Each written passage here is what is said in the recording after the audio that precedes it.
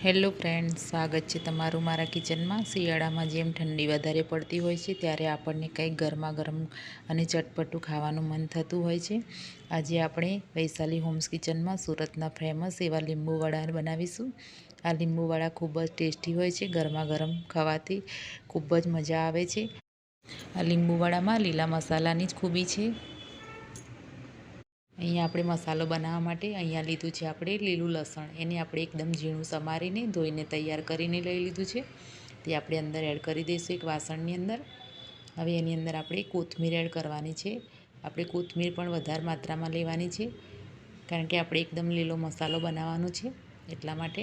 તો આપણે કોથમીર લઈ લઈશું, એને પણ આપણે સમારીને ધોઈને તૈયાર કરી લીધી છે।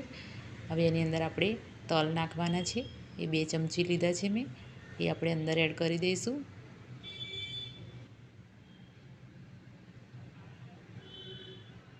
અહીંયા આપણે લીધું છે કાળા મરીનો પાવડર લીધો છે, એ આપણે અંદર એડ કરી દઈશું। 1 અડધી ચમચી જેટલો લીધો છે મેં। હવે આપણે એને સાઈડ કરી દઈશું। હવે આપણે એની અંદર મસાલો બનાવવા માટે એક મિક્સર જાર લેવાનું છે, એની અંદર આપણે 2-3 લીલા મરચાં એડ કરવાના છે। એક આદુનો ટુકડો લઈ લઈશું અને લસણની 2-3 કળી પણ લઈ લેવાની છે।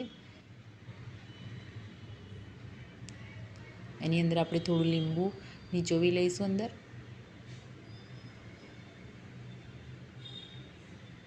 એની અંદર આપણે થોડી કોથમીરના પાન પણ એડ કરી દેવાના છે ને બધું આપણે મિક્સરમાં ક્રશ કરી લઈશું। તો આપણે મિક્સરમાં ક્રશ કરી લીધું છે, તમે જોઈ શકો છો આ રીતે આપણે મસાલો તૈયાર કર્યો છે।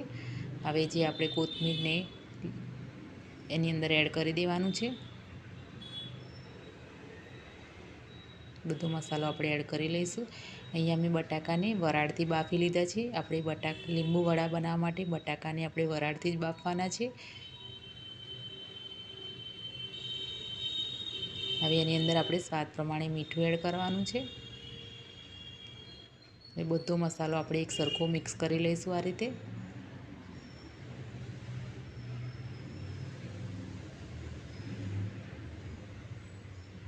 મસાલો બરાબર મિક્સ થઈ ગયો છે, તો આપણે એક મેસરથી આપણે બરાબર મેશ કરી લઈશું બધા મસાલાને। અંદર એક પણ ગુટલી ના રહે એ પ્રમાણે આપણે મેશ કરવાનો છે। આપણે આ રીતે તૈયાર કરી લીધો છે, તમે જોઈ શકો છો।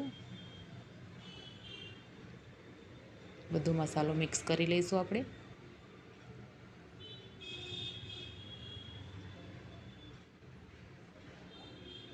હવે આપણે થોડા આ રીતે બોલ્સ બનાવી લઈશું। આ રીતે ગોળ રાઉન્ડમાં બનાવી લેવાના છે।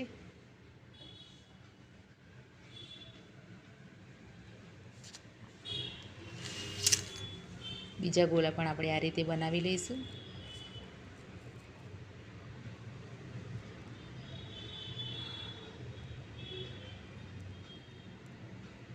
તો બધા આપણે આ રીતે તૈયાર કરીને રાખી લીધા છે। હવે આપણે એને સાઈડ કરી દઈશું। હવે બીજું એક વાસણ લેવાનું છે, આપણે એની અંદર ચણાનો લોટ લેવાનો છે।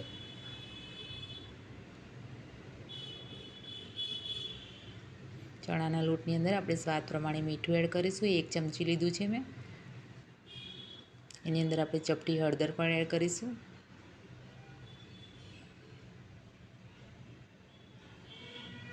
અહીંયા આપણે બેકિંગ સોડા પણ લેવાનો છે। બધું આપણે મિક્સ કરી લઈશું।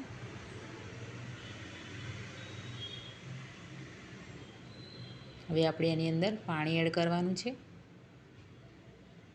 1 કપ જેટલું આપણે પાણી એડ કરીશું। હવે એક સરખું આપણે મિક્સ કરી લઈશું અને આ રીતનું આપણે બેટર તૈયાર કરી લેવાનું છે। બહુ જાડું નહીં ને બહુ પતલું નહીં, એ પ્રમાણે આ રીતનું આપણે રાખીશું। એની અંદર બધા બોલ્સ એડ કરી દેવાના છે। હવે